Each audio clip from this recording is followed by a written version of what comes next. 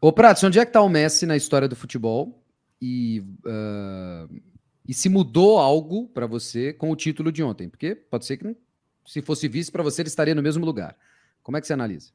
A Copa do Mundo me parece que ela acrescenta a carreira do Messi, mas se a Argentina não fosse campeã, a carreira não seria menor do que ela é, Moura. A gente poderia discutir eternamente, olha, faltou a Copa, não ganhou a Copa, como gênios, craques também não ganharam Copa do Mundo, né? Porque é um torneio de 30 dias a cada 4 anos. A gente tem que levar em consideração a condição física que cada um chega para jogar uma Copa do Mundo, os companheiros que cada um tem para jogar uma Copa do Mundo.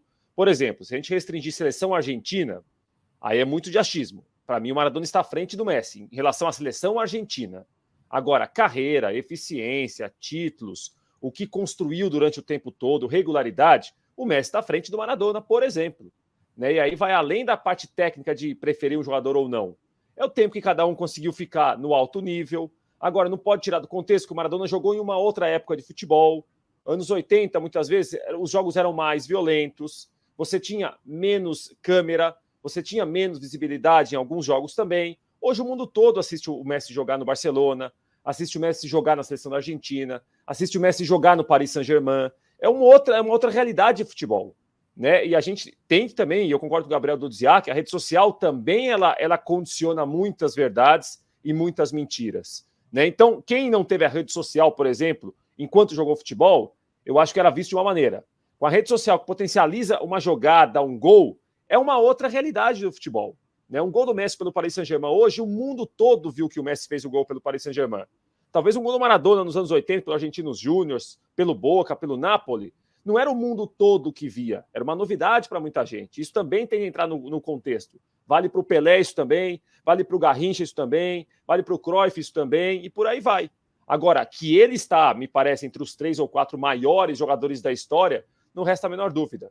A gente pode parar para falar em seleção da Argentina, em clubes, em carreira, em regularidade. Agora, é uma carreira de alto nível, construída durante muito tempo, em que mesmo quando ele teve queda técnica, o nível não foi o mesmo, é um nível ainda muito alto.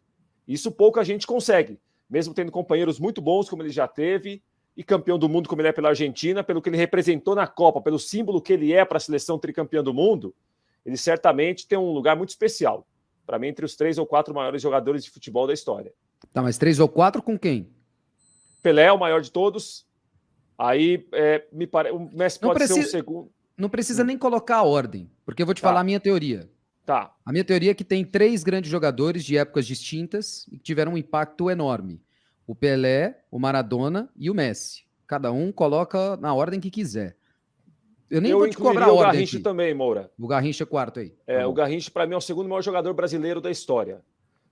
O Garrincha tem uma situação, mal comparando com o Maradona, de uma carreira um pouco mais curta em relação à regularidade, ao tempo do Messi e do Pelé no auge.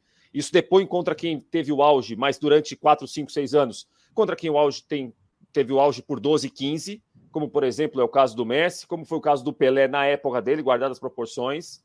Mas não tem como contar a história do futebol brasileiro, da seleção brasileira, dos clubes brasileiros, principalmente, que tinham um outro tamanho em relação ao que é o futebol europeu hoje, também pela visibilidade, pela divulgação que tem o futebol europeu, que hoje tem gente no Brasil, crianças que torcem para clubes europeus e não torcem para clubes brasileiros, acompanham muito mais o campeonato inglês do que o campeonato brasileiro, por exemplo. Isso é um fenômeno que o Pelé e o Garrincha não viveram. Hoje se vive muito no Brasil. Isso também influencia uma geração mais jovem a falar de futebol internacional, mais do que se fala de futebol brasileiro, por exemplo. E aí a gente pode falar o porquê acontece isso, de atração, de qualidade, de transmissão, a maneira que é transmitido. Aí tem um monte de discussão para ter. Mas em relação ao futebol brasileiro, a futebol o Pelé, e a futebol brasileiro, depois do Pelé, para mim, é o Garrincha. À frente de outros gênios também muito grandes dos anos 60, 70, 50, 80, que construíram uma outra história, já numa realidade diferente de futebol que o Garrincha jogou, por exemplo.